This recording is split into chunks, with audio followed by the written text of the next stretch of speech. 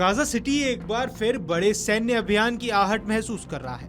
लगभग 22 महीने से जारी इस युद्ध की आग अब थमने का नाम नहीं ले रही है और अब इजराइल ने भी संकेत दिए हैं कि आने वाले दिनों में हालात और ज्यादा गंभीर हो सकते हैं। शहर में आसमान में मंडराते ड्रोन, सड़कों पर पसरा सन्नाटा और खंडहर में तब्दील हो चुकी गलियों के बीच एक नई जंग की तैयारी तेज चल रही है। सूत्रों की माने तो इजरायली सेना पहले ही जैतून और जबालिया जैसे संवेदनशील इलाकों में मौजूद है। एक वरिष्ठ अधिकारी ने बताया कि अब तक जो कुछ हुआ वह असल अभियान से पहले की भूमिका है।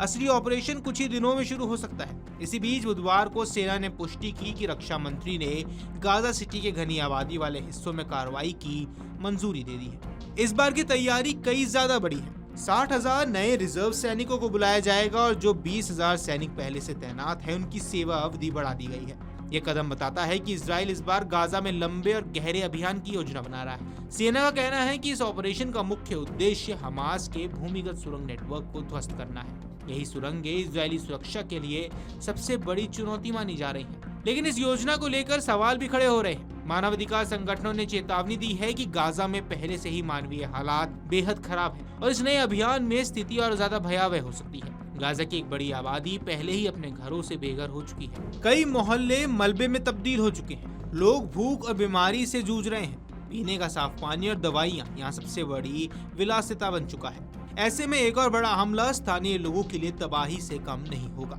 इधर इजराइल के प्रधानमंत्री बेंजामिन नेतन्याहू ने लगातार दोहराया है कि युद्ध का असली मकसद सिर्फ हमास का खात्मा ही नहीं बल्कि उन बंधकों की सुरक्षित वापसी भी है जिन्हें हमास ने पकड़ रखा है। नेतन्याहू का दावा है कि जब तक हमास पूरी तरह से खत्म नहीं हो जाता तब तक कोई समझौता स्वीकार नहीं किया जाएगा। उनके मुताबिक ये जंग इजराइल की सुरक्षा और उसके भविष्य के लिए बेहद जरूरी है। लेकिन कहानी का एक दूसरा पहलू भी है। इजराइल के भीतर अब इस लंबे खिंचते युद्ध को लेकर असंतोष बढ़ रहा है। रिजर्व सैनिक जो महीनों से मोर्चों पर तैनात है अब थक चुके हैं। वे सवाल पूछ रहे हैं कि आखिर ये लड़ाई कब खत्म होगी और क्या सरकार राजनीतिक कारणों से युद्ध को खींच रही है। इसी बीच बंधकों के परिजन और देश के पूर्व सुरक्षा अधिकारी भी आवाज उठा रहे हैं। उनका कहना है कि गाजा में नए अभियान से लगभग 50 बंधकों की जान खतरे में पड़ सकती है। इनमें से भी सिर्फ 20 बंधकों के जिंदा होने की पुष्टि हो सकी है। वहीं गाजा और इजराइल के बीच ये जंग सिर्फ मोर्चों पर ही नहीं लड़ी जा रही है बल्कि अंतर्राष्ट्रीय स्तर पर कूटनीति भी जारी है। मिस्र की राजधानी काहिरा में मध्यस्थता की कोशिशें लगातार चल रही हैं। हमास की ओर से साफ कहा गया है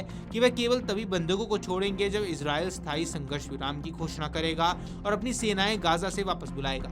लेकिन नेतन्याहू का रुख बेहद सख्त है। वे बार बार कह चुके हैं कि हमास की पूरी हार के बिना कोई भी समझौता संभव ही नहीं है।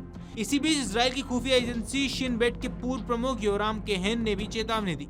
उन्होंने कहा कि ये सोचना कि इजराइल हर आतंकवादी, हर हथियार और हर छिपे ठिकानों तक पहुंच जाएगा और साथ ही सभी बंधकों को सुरक्षित लौटा लाएगा, यह सिर्फ एक कल्पना है। उनके शब्दों ने इस बहस को और ज्यादा गहरा कर दिया है कि क्या युद्ध वास्तव में इजराइल के घोषित उद्देश्यों को हासिल कर पाएगा या फिर ये ऐसी लड़ाई बनकर रह जाएगी जिसका अंत केवल और अधिक खून खराबे और तबाही में होगा। गाजा में आम लोग इस वक्त सबसे ज्यादा पिस रहे हैं। युद्ध ने उनके जीवन से सामान्यता छीन ली है। बच्चे स्कूल नहीं जा पा रहे, अस्पताल घायलों और बीमारों से भरे पड़े हैं और कई परिवारों को हर दिन ये तय करना पड़ता है कि वे अपने पास बची हुई थोड़ी सी रोटी किसे खिलाएं। इस स्थिति में एक और बड़े हमले की आशंका गाजा की जनता के लिए एक अंधेरे सुरंग के अंत में रोशनी के बजाय एक गहरी काली रात लेकर आएगी। दूसरी तरफ इजराइल की जनता भी लगातार हमलों और खतरे की छाया में जी रही है। सीमा पर बसे कस्बों में लोग सुरक्षा बंकरों में रातों गुजारते हैं। हर चेतावनी सायरन उनके दिल की धड़कनें तेज करती है और वो मानते हैं कि अगर हमास का सफाया नहीं हुआ तो उनकी अगली पीढ़ी भी इसी डर में जीने को मजबूर हो जाएगी। Video desk amarujana.com। अगर आप ये वीडियो YouTube पर देख रहे हैं तो हमारे चैनल को सब्सक्राइब कर बेल आइकन दबाएं और Facebook पर देख रहे हैं तो हमारे पेज को लाइक करें।